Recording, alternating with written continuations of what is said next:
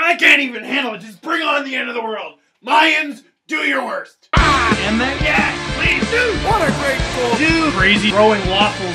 Who are you? Optimus Prime.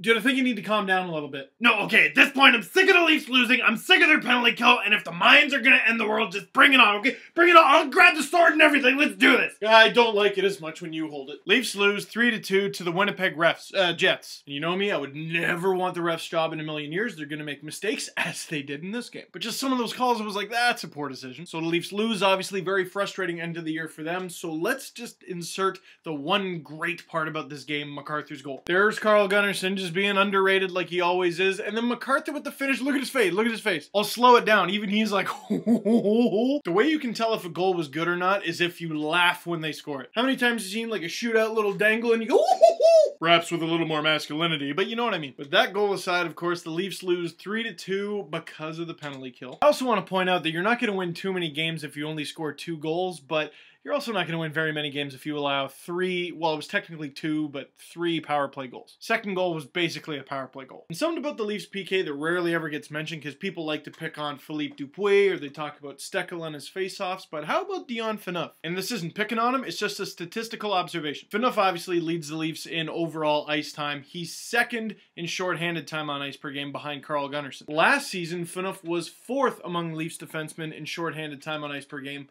behind Luke Schenn, Carl Gunnarsson once again, and Keith Aulie, who didn't play the whole season, but he played enough that that should count. He averaged 1 minute and 57 seconds of shorthanded ice time per game last season. Again, 3 minutes and 7 seconds this season. Now, because the Leafs PK sucks so bad this year, you'd think that by throwing that stat out there, I'm blaming Phaneuf. Well, I'm not, because the Leafs PK sucked last year too. So I'm not an X's and O's expert, but I'm going to say it's something to do with the system. Or if you rummage through the stats a little bit more, it could be something else. Because people have been getting on Reimer this season saying he's not quite where he was.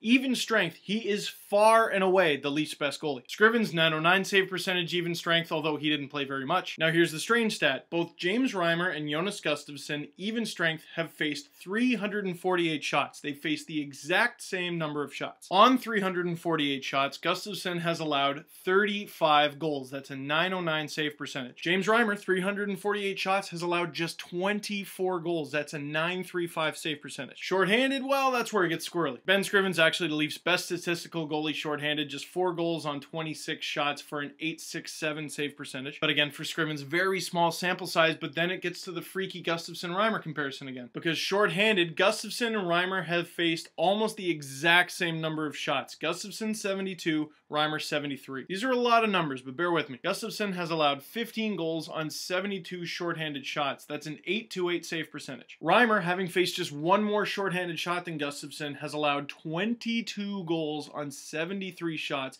That is a 768 save percentage. To give you an idea of how bad that is, okay, the Leafs have the worst PK in the NHL. Columbus, second worst, not much better. Steve Mason, who's had an abysmal season so far, has faced more shorthanded shots and allowed less shorthanded goals than James Reimer.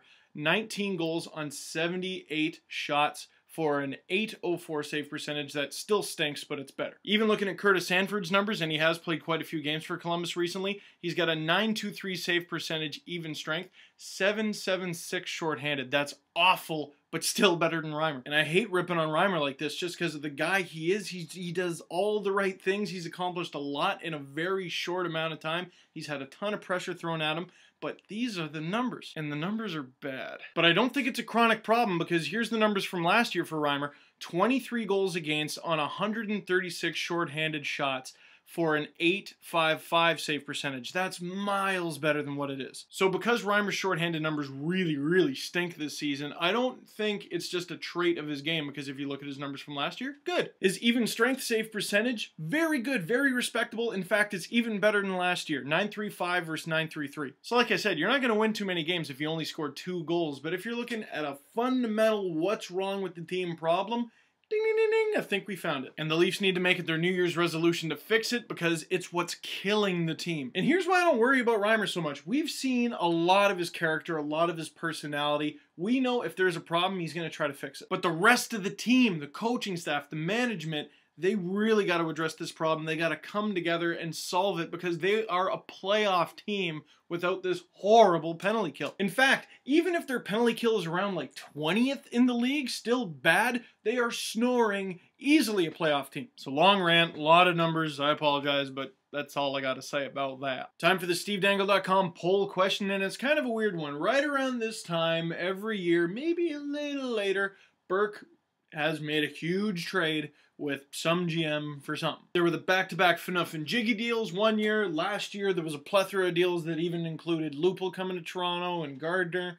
This year, who knows? So here's the question. If Burke pulls off one of these huge trades once again, which division is it going to be with? So you got to think of some players the Leafs might want, some players other teams might want, Burke and just the way he's thinking. Who do you think the Leafs are going to trade with? And for the skeptics out there, I'll put an option, no, they will not make a trade. Last question, this is just for the comment box. How did you enjoy New Year's Eve? What did you do? And did you make any New Year's resolutions? Me, get more fits, because I talk to a lot of athletes in person and I just see them and it makes me feel bad. But down 12 pounds since the end of November. Don't mind if I do. I was like beaming about that. So please like and subscribe, follow me on Twitter, add me on Facebook, and vote on the SteveDangle.com poll. Happy New Year.